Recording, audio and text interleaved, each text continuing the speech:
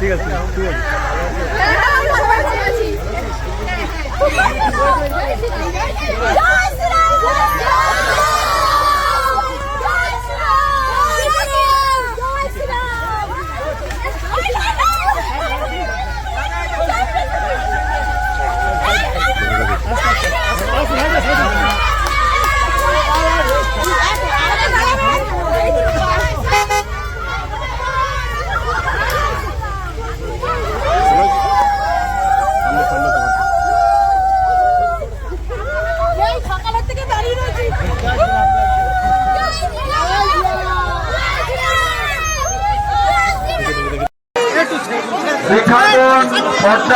সব নেতারা আছেন।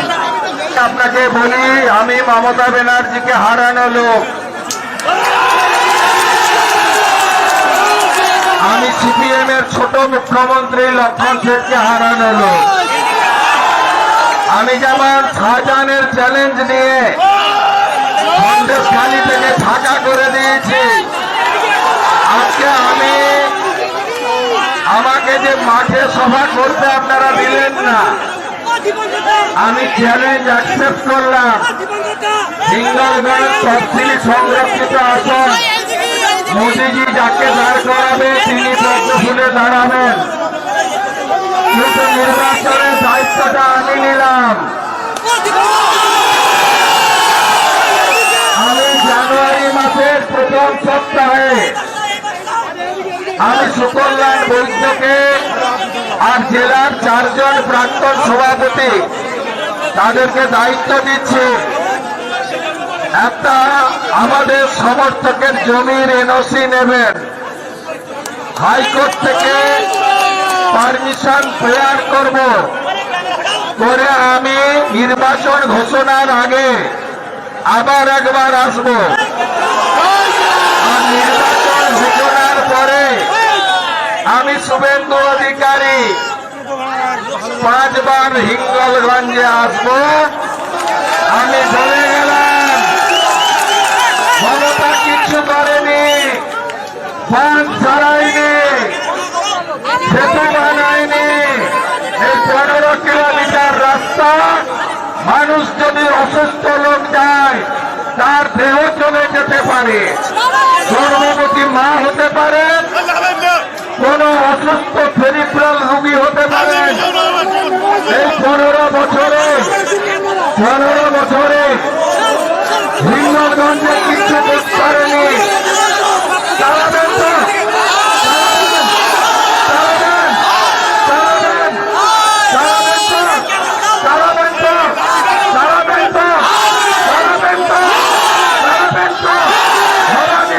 আমি হারাবো। আর ভোট ঘোষণার পরে এখানকার আইসির নাম কি? বাপ্পা মিত্র।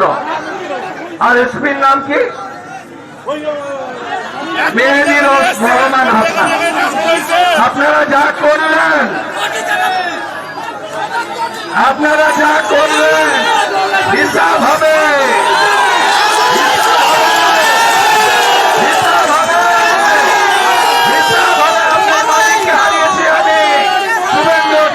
বলে গেলাম আপনাদের কাছে। বাংলাদেশের ছবি দেখেছেন,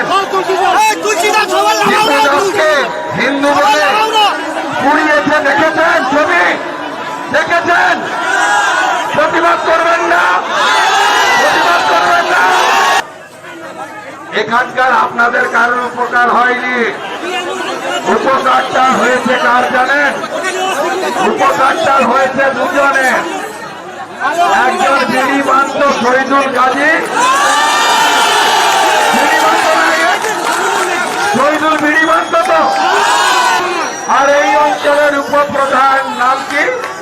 শহীদুল শেখ। একজন বিড়ি বান্ত, আরেকজন মুড়ি ভাজত। আমি আজকে বলে গেলাম, শাহজাহান কোথায়, শাহজাহান কোথায়? তোমার দেখা নাই, শহীদুল শেখ। আমি এবারে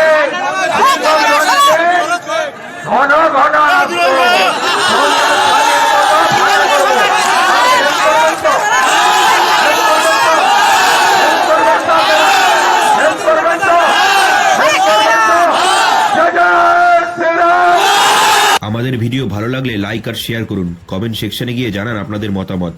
আরও ভিডিও পেতে আমাদের চ্যানেল এখনই সাবস্ক্রাইব করুন এবং প্রতি মুহূর্তের খবরের আপডেট পেতে প্রেস করুন বেল আইকন।